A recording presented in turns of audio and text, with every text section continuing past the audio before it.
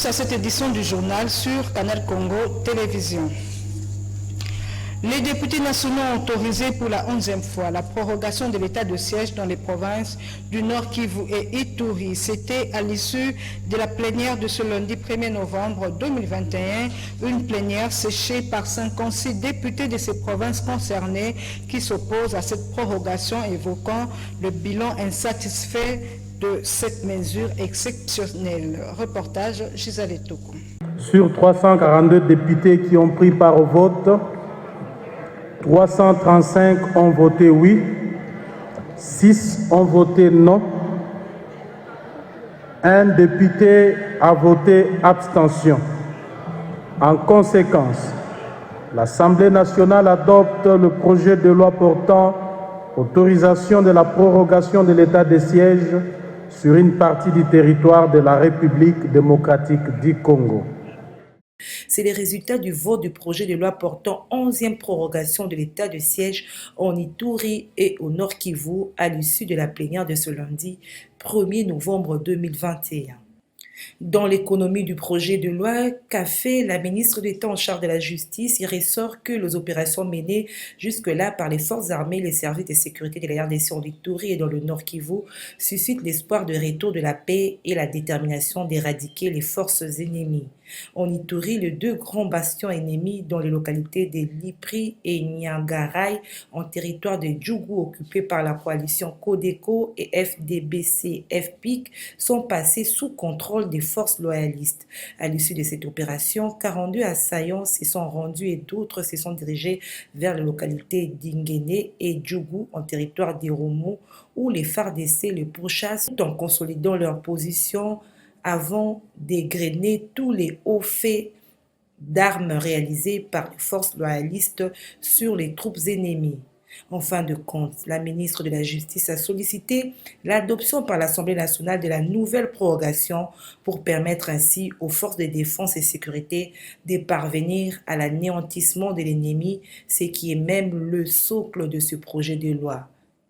Peu avant le débat général, Jean-Marc Kaboun, président du Séon, exhortait les députés à débattre de la question sans passion pour ne pas faire souffrir la population. En traitant, les députés de l'Ituri et du Nord Kivu ont arboré des pancartes sur lesquelles on pouvait lire « Pas de 11e prorogation sans plan de sortie ». Les élus de ces deux provinces concernées par cette mesure exceptionnelle ont décidé de sécher toute plénière irrélative, raison évoquée, le bilan insatisfaisant de cette mesure exceptionnelle sur le terrain. Ils exigent même la démission de 2 gouverneurs militaires pour incapacité à gérer les forces de sécurité mises à leur disposition. Ces députés nationaux vont plus loin en souhaitant rencontrer les chefs de l'État en présence du président de l'Assemblée nationale et celui du Sénat. Et puis le jus de Marc Serres interdit de consommation en République démocratique du Congo.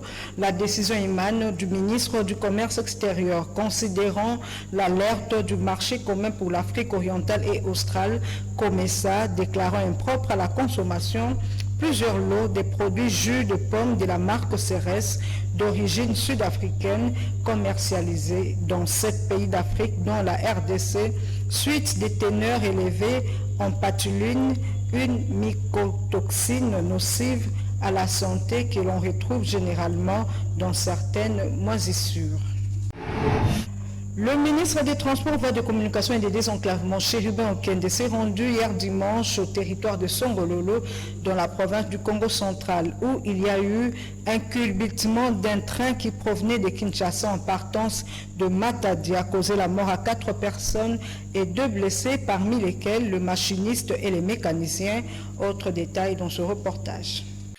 Le ministre des Transports, Voies de Communication et de Désenclavement, Chérubin Okende Senga, a été dépêché par le Premier ministre Jean-Michel Samalou Kondé le dimanche 31 octobre dans le territoire de Songololo, au Congo central, où un train marchandise a connu un culbutement entre les villages Moueke et Kiazak. L'incident s'est produit le samedi 30 octobre 2021 entre 19h et 20h et l'information est arrivée à Kinshasa vers 22h. Le bilan fait état de 4 morts et 2 blessés, tous membres de l'équipage. Chérubin Okende, accompagné de son vice-ministre Marc Ekila, du député national Eliezer Tamboué, ainsi que du PCA et les comités de gestion de la Société commerciale des transports et ports, est descendu sur place. Ayant d'abord pris la route par son véhicule, le ministre est ensuite monté à bord d'une draisine pour atteindre le lieu exact où s'est produit l'éculbutement entre le PK 201 et le PK 204. Sur place, le ministre des Transports a constaté la gravité de l'accident causé, selon les premiers éléments, par la vétusté totale des équipements de l'ex-ONATRA. Chérubin Okende, qui avait dans sa suite des ambulances médicalisées, des médecins et des techniciens venus de Kinshasa, s'est associé aux secouristes pendant l'extraction des corps sans vie et l'acheminement des blessés à la formation hospitalière la plus proche. Il s'est aussi assuré de l'identification et la mise à la morgue des cadavres afin de les restituer à leurs familles respectives dès le lundi 1er novembre 2021. Après avoir rendu visite aux deux blessés, sur instruction du Premier ministre, il a demandé leur transfert à Kinshasa pour des soins appropriés. C'est malheureux. Si ceci arrive, c'est parce que la voie ferrée n'est pas suffisamment entretenue et tout est devenu aujourd'hui vétuste. Il faudra donc que nous puissions nous investir très rapidement pour l'entretien, la réhabilitation de la voie ferrée et aussi le pourvoi en équipement approprié pour que la SCTP puisse rendre les services à la nation dans des conditions de sécurité requises. Face à cette situation, le ministre des Transports a relevé l'urgence de doter la SCTP des matériels lui permettant de bien faire le travail afin que de tels incidents ne se reproduisent plus. Une enquête est déjà ouverte par le procureur général près le parquet de Mbanza-Ngungu qui était dans la suite de Chérubin Okende afin de faire toute la lumière sur cet événement macabre.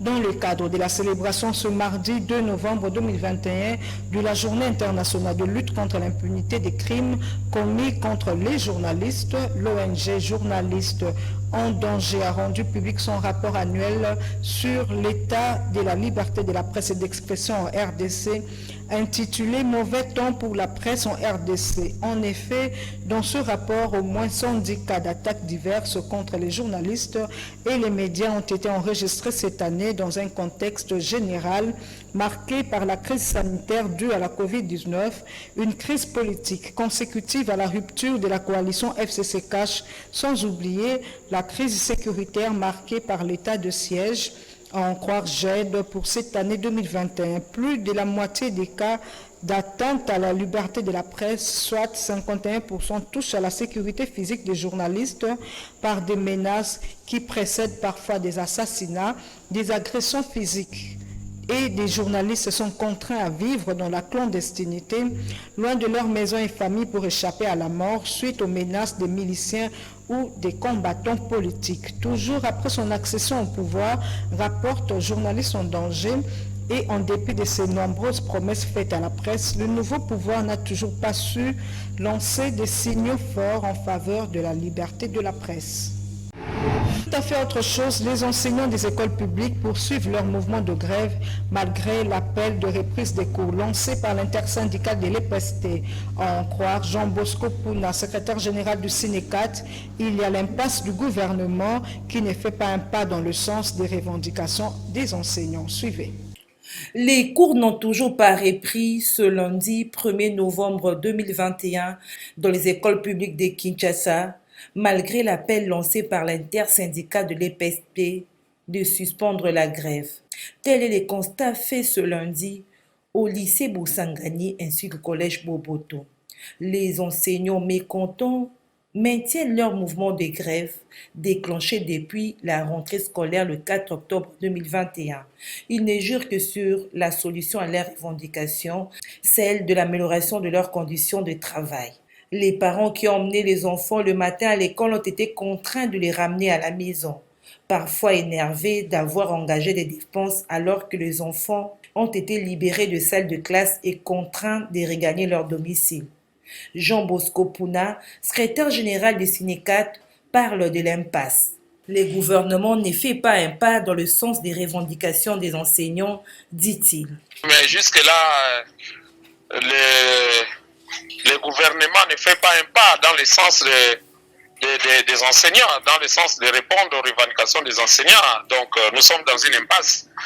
Et quand il y a une impasse dans ce genre de choses, eh bien, le mot de grève, il est là, il s'impose. Entre-temps, dans les écoles privées, les choses avancent. Les enseignants dispensent normalement les cours depuis la rentrée scolaire le 4 octobre dernier. Dédi Mujinga a visité le complexe scolaire La Grâce dans la commune de Makala. Reportage.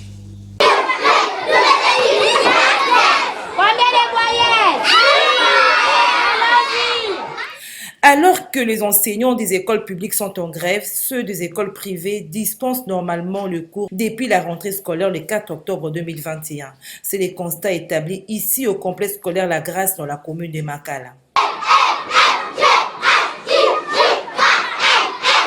Parce que c'est l'hiérarchie qui nous a donné le calendrier. Nous allons respecter jusqu'à la date prévue. Malgré la grève dans des écoles publiques, mais nous enseignons, nous travaillons. Nous sommes dans le 2e ou 3e chapitre. Les autres 2e chapitre, d'autres professeurs 3e. Cet enseignant d'école privée appelle tout de même les autorités à répondre aux revendications de leurs collègues des écoles publiques. Je demande aux autorités d'écouter les enseignants parce que c'est eux qui enseignent les enfants. Donc l'enseignement, c'est un travail là très fort. Mais quand même, on débrouille pour qu'on puisse aller en avant. Même si nous sommes dans l'école privée, mais je suis très content de tous ceux qui ont fait pour lever la grève. Face à la situation sociale du pays, les frais scolaires sont payés à compte-gouttes par les parents, situation qui déplore ses responsables d'établissement. Cette année, jusqu'à présent, les enfants ne payent pas bien les frais. Les frais scolaires, vraiment, ça ne va pas. Mais les enseignants enseignent. Mais les frais scolaires, les enfants ne payent pas. Les parents doivent se mettre au travail, doivent nous payer. Parce que c'est une école privée. Nous n'avons pas encore une source pour qu'on puisse prendre l'argent. C'est les parents qui sont nos patrons. Ils doivent payer l'argent. Le président du Grand Équateur en marche, Didier Kabela Litenge, mène une campagne d'identification des Bangala dans les 24 communes de la capitale. Il était dimanche au quartier Mombele dans une réunion préparatoire pour la grande cérémonie de mobilisation prévue le dimanche 7 novembre 2021. Reportage Lola Kinyamba et Gisèle Etoko.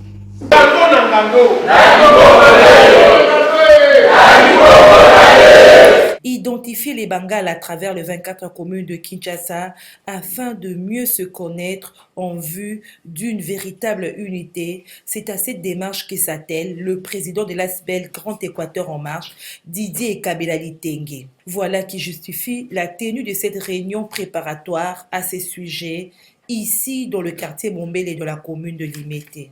La fois dernière, j'avais annoncé la vision du Grand Équateur à travers les 24 communes de Kinshasa. Nous, dans le Grand Équateur, nous avons 24 territoires qui se ressemblent curieusement avec les 24 communes de Kinshasa. Nous voulons faire, nous, le Grand Équateur, de Kinshasa, notre village. Tout le monde doit connaître tout le monde. Et de là, nous partons de la gouvernance des effectifs. Nous voulons connaître les Bangala sont au nombre combien dans chaque commune. Et si chaque territoire de l'Équateur peut devenir une commune de Kinshasa, je pense que ça va être une bonne chose. Pour mieux gouverner, il faut connaître les effectifs. C'est la démarche citoyenne que nous menons ici à Kinshasa, la gouvernance des effectifs. Aujourd'hui, j'ai été à Mombele dans le cadre d'une réunion préparatoire.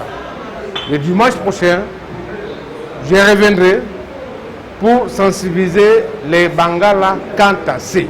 Didier Kabela, président du Grand Équateur en marche, promet de revenir sur le lieu le 7 du mois en cours pour une rencontre de mobilisation.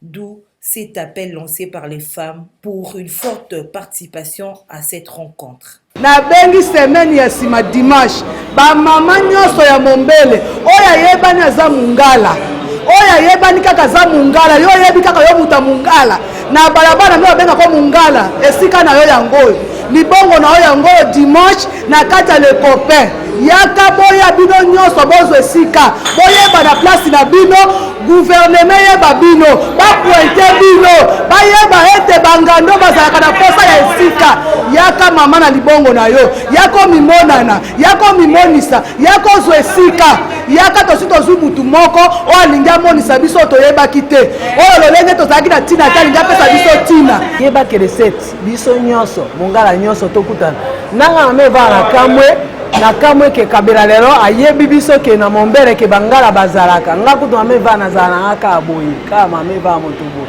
me nayebani lelo ke na mongala ya kati ya mombele bamama nyonso bosangana leseti tokutana soko oyokaki bien te so moni bien te yaka ata esika nga na vandaka yako tuna mama evaa eza ndenge nini.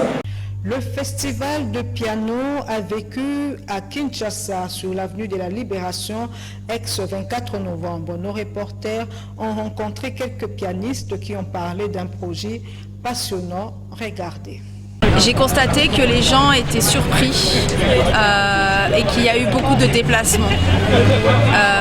J'ai constaté que ça a fait réfléchir aussi. Même nous, ça nous a fait réfléchir en fait. Moi, je suis quinoise depuis 2 ans, un peu plus de 2 ans et demi. J'ai tellement appris sur cette ville de Kinshasa. Voilà, donc pour moi, c'est ça qui est beau, c'est ces rencontres et ces croisements qu'il y a eu. Pour moi, le festival Piano de Kinshasa, c'était un projet absolument passionnant parce qu'en fait, il permet de rencontrer des espaces, des publics et des artistes différents. Il y a 4 instruments dans le piano, dans le festival. Il y a le piano électronique qu'on vient de voir, il y a le piano acoustique, il y a les marimbas et il y a les likembe.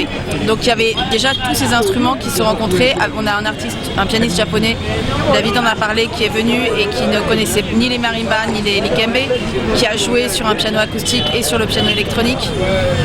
En fait, tous ces pianos et tous ces artistes se mélangent. Ça, c'est la première chose que je trouve très intéressante. Après, ce qui est très beau, c'est la rencontre de publics qui ne sont pas habitués à voir ou à écouter du piano, et c'est de jouer dans des endroits qui ne sont pas faits pour ça.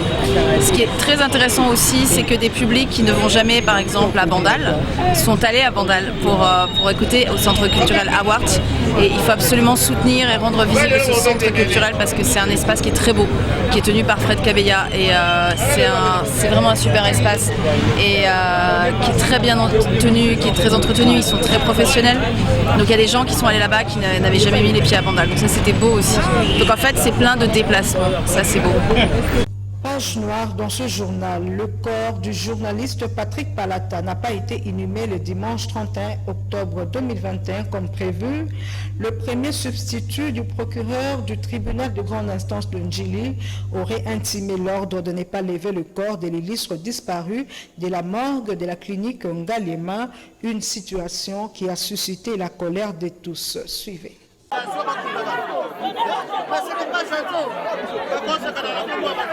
C'est une véritable cacophonie qui a régné samedi à la mort des cliniques Ngalema. Une foule immense composée essentiellement des membres des familles, collègues de service, personnalités du pays, amis et connaissances venus pour la levée du corps du journaliste Patrick Palata n'a pas eu droit à la dépouille mortelle. Motif, le premier substitut du parquet de grande instance de Ndjili aurait intimé l'ordre de ne pas libérer le corps pour l'inhumation sans résultat et solde des frais de l'autopsie, chose qui suscita la colère, le désarroi surtout du côté des membres de famille venus de Kikwit, aussi des délégations venues de Matadi, sans oublier ceux qui étaient porteurs des couronnes de fleurs, obligés de retourner avec. Une scène qui dépasse tout entendement. Vous retenez son corps, pourquoi? Qui l'a retenu d'abord? Toi, combat, vous devez retenir d'abord. Lélo, il va accueillir tout le monde chez lui.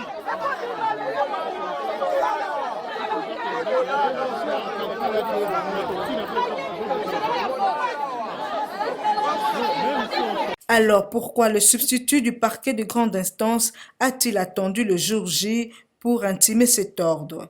Pourquoi n'a-t-il pas notifié en avance la famille au lieu d'attendre que d'énormes dépenses s'effectuent pour enfin surgir? Est-ce une intention de cracher sous la mémoire de notre confrère? L'avenir nous en dira plus.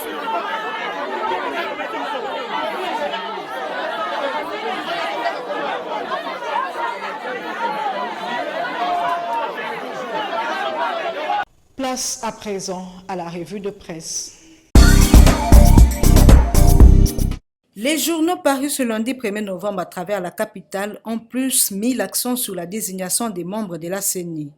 Le quotidien Le Journal titre à sa une « Le cardinal Ambongo accuse Fachi chez Sassou ».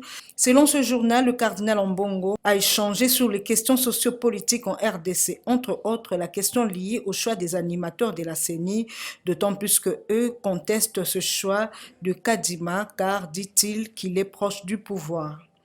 Le vrai modérateur également écrit à sa une, le cardinal Ambongo à Brazzaville, Sassou Nguesso sceptique. À en croire ce tri hebdomadaire, Sassou Nguesso ne souhaite plus revivre les démêlés diplomatiques qui ont caractérisé les relations entre les deux capitales les plus rapprochées du monde.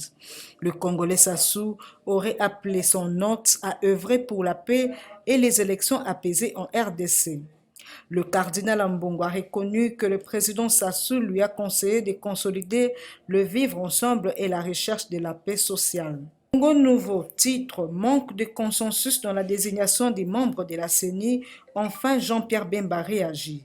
Selon le communiqué du président du mouvement de libération du Congo, Jean-Pierre Bemba exhorte les acteurs politiques congolais à privilégier l'intérêt supérieur de la nation en œuvrant ensemble pour des élections libres, crédibles, transparentes et inclusives. Sommet de G20, le vrai modérateur écrit « La face cachée des accolades de Tshisekedi et Biden ». Selon ce journal, derrière ces accolades, les USA lorgnent la forêt du bassin du Congo. Il est impératif de protéger la forêt du bassin du Congo, note le confrère, car, dit-il, que ce bassin est le plus grand forêt tropicale au monde pour la réalisation de l'objectif mondial de zéro émission nette de carbone d'ici 2050. La tempête des tropiques écrit à ce sujet G20 2021, Félix Tshisekedi s'est entretenu avec quelques chefs d'État. La tempête des tropiques mentionne à sa une climat, les atouts de la RDC contre le réchauffement climatique, c'est là en rapport avec les travaux de la COP26 qui se tiennent du 1er au 12 novembre à Glasgow en Écosse. Polémique sur le dépassement budgétaire en RDC, tel est le titre à la une de la bonne gouvernance. Ce hebdomadaire s'interroge sur comment interpréter les propos de l'IGF Jules Alinguete. Le dépassement budgétaire survient lorsqu'à la fin d'un exercice budgétaire, la Cour de comptes certifie dans son rapport qu'on appelle la loi sur la reddition de comptes qu'un service ou ministère éligible du dit budget a consommé ou exécuté des dépenses qui vont au-delà des crédits qui lui ont été alloués au début de l'année. La bonne gouvernance et surtout la discipline budgétaire exige que chaque service ou ministère consomme les crédits lui alloués sans dépassement, car tout dépassement perturbe l'exécution normale du budget dans la mesure où si un service ou ministère est plus gourmand que les autres, il entame dangereusement les provisions des autres services ou ministères avec comme conséquence directe que d'autres dépenses pourtant prévues, par exemple dans la rubrique investissement, ne seront jamais exécutées faute d'argent, conclut le journal. Voilà tout pour cette revue de presse. Et c'est par ici que nous mettons un terme à cette édition du journal sur Canal Congo Télévision. Merci à tous de l'avoir suivi. Au revoir.